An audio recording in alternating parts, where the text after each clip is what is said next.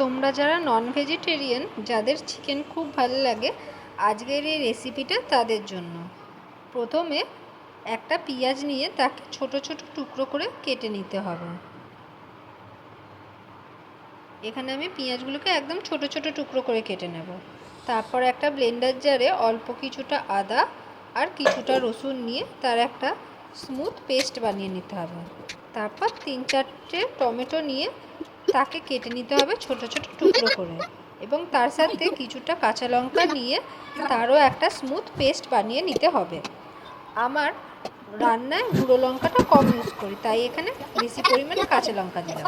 তারপর কড়াইয়ে সরষের তেল নিয়ে তা একটু গরম হয়ে যাওয়ার পর তাতে আগে থেকে সেদ্ধ করে রাখা আলু দিয়ে ওর মধ্যে একটু হলুদ গুঁড়ো আর লঙ্কা গুঁড়ো দিয়ে তাকেও ভেজে নিতে হবে। তারপর ওই তেলেই গোটা জিরে, তেজপাতা আর শুকনো লঙ্কা ফোড়ন দিয়ে তাতে কুচি করা পেঁয়াজগুলো দিয়ে দিতে হবে।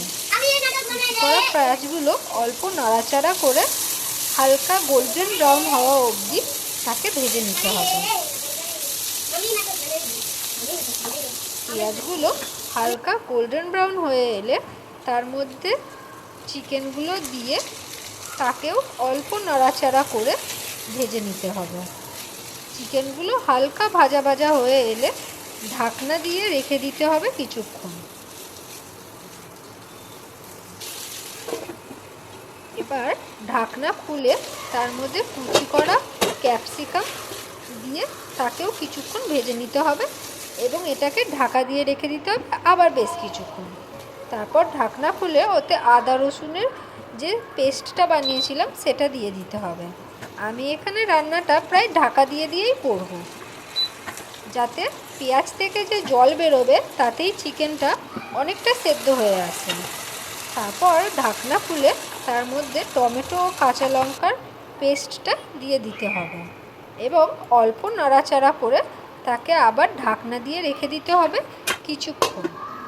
এরপর ঢাকনা খুলে ওই চিকেনের মধ্যে হলুদ গুঁড়ো, লঙ্কা গুঁড়ো, এখানে আমি কাশ্মীরি লঙ্কা গুঁড়োর ব্যবহার করেছি, তার মধ্যে জিরে গুঁড়ো এবং কিছুটা মিট মশলা দিয়ে তাকে অল্প নাড়াচাড়া করে ঢাকনা দিয়ে রেখে দিতে হবে আবার বেশ কিছুক্ষণ। তারপর ঢাকনা খুলে ওপর থেকে তেল ছেড়ে এলে তার মধ্যে টক দইয়ের একটা পেস্ট দিয়ে দিতে হবে। কিছুটা টক দই দেওয়ার পর নাড়াচাড়া করে তার মধ্যে 2টো কাঁচা লঙ্কা চেরা দিয়ে আবার ঢাকনা দিয়ে রেখে দিতে হবে কিছুক্ষণ। এরপর ঢাকনা খুলে তার মধ্যে ভেজে রাখা আলুগুলো দিয়ে নাড়াচাড়া করে আবার ঢাকনা দিয়ে রেখে দিতে হবে কিছুক্ষণ। ওপর থেকে গরম মশলা ছড়িয়ে দিলেই রেডি চিকেন।